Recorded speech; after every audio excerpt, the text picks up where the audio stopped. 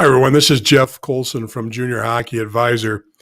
Putting this video together or this live stream together, depending on where you're watching this from, to discuss one specific area and one specific thing. First of all, Junior Hockey Advisor, we are a service that is an educational product, an educational process.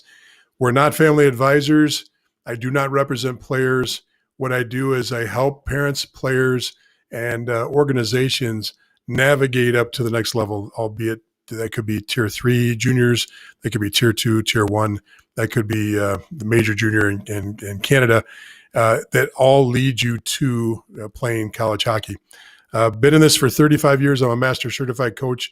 I'm an MBA. I'm a graduate of the University of Michigan. I have a second degree in education, master's degree in education, and about halfway through my doctorate that I probably will never finish in education too. But I really take the educational side serious.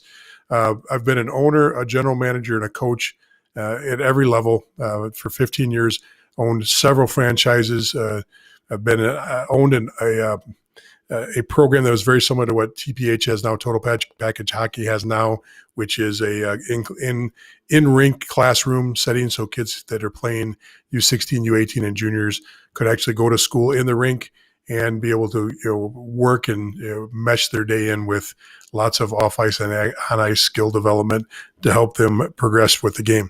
Now, the reason I want to talk about this is because I want to talk about 16s and 18s, and I want to talk about the importance of tracking properly and staying at the right level. It is extremely important that you stay in your age group as much as possible. And what I mean by that is if you're a 16, if at all possible, play 16s.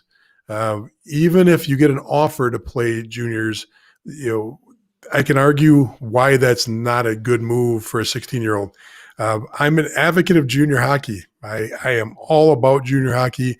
I've spent my large part of my life in junior hockey, but I've also been a 16 and 18 coach since 1993, 94, and have been involved with coaching and not a parent coach. This is coaching teams through our organization. By the way, I also was president of a youth organization up until 4 years ago for about a decade and a half too. 750 families, tier 1 organization. Now, all that experience leads me to tell you why it's so important that you try to stay at your age-specific category.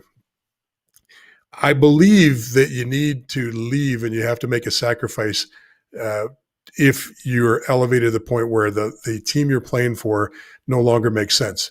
So if I'm a 16-year-old and I have now been the leading scorer of my team for the last 3 years, I see a couple of guys are quitting because they have girlfriends, jobs, or they just lost interest in hockey, or they're going to go play high school. And a few other guys decide that they're going to go play for other teams.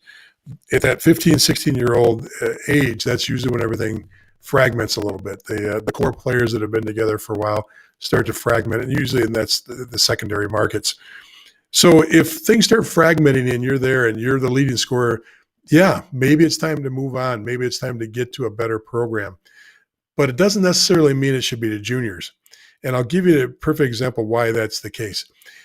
Leaving at a young age to go play juniors potentially puts you in the stands. Okay, if I'm on a junior team that's carrying 25 to 30 people on their roster, they can only dress now. A junior team can dress 21 players now, just like the NCAA. So there's only 21 people dressed. And there's 25, 26, 28, 30 people on the roster. There's a lot of people in the stands. Not only that, but if you're a forward, there's now 4 lines. If you're playing 16 or 18 hockey, you're on a team with potentially 3 lines and 60 and 2 goalies. Some will carry 4 lines, but that's a luxury at the U18 level to have a full team of 4 lines, a full team of 6 defensemen, and 2 goalies. Most teams run a little bit lighter than that. But even so, you're getting a regular shift and you're playing at 18s and you're continually to get better. If I go into a junior program and I'm 150 pounds and I'm playing against 200 pounders, I'm not seeing as much ice in practice. I'm not seeing special teams at all. I don't get out for power play. I don't get out for penalty kill. Now I'm in a situation where all the things that I've been working on for the last 4, 5, 8, 10 years are no longer there. Those skills are not being worked on. They're not being progressed. They're not moving forward. So I'm a big fan of staying at 18 hockey. I just think it's a lot more logical way to go. Now, don't get me wrong. I'm not necessarily saying you always have to play for your home team. It's always best to stay in your home market as long as you possibly can. But there is a point where a sacrifice may have to be made. You look at the Detroit markets, you look at some of the Chicago market.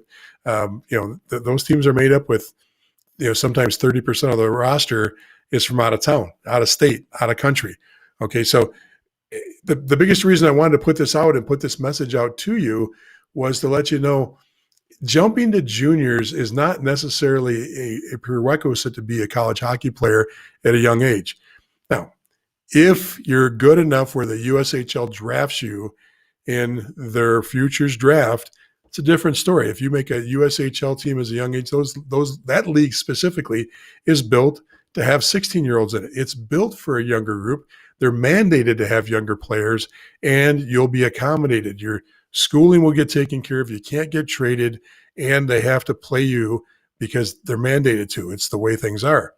Tier 2 and Tier 3 do not have those same requirements. They do not have to play you. They do not have to do anything. So be careful at that age. Just be very careful.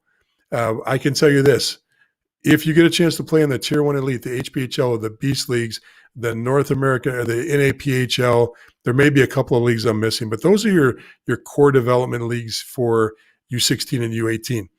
If you're playing in those leagues and you go to showcases, you will have juniors and higher level junior teams there. You'll have the better Tier 3 programs there. You'll have the North American Hockey League teams there. You'll have the USHL there watching games. Okay, you'll even have colleges at those showcases. You won't get that playing for a bottom Tier 3 program.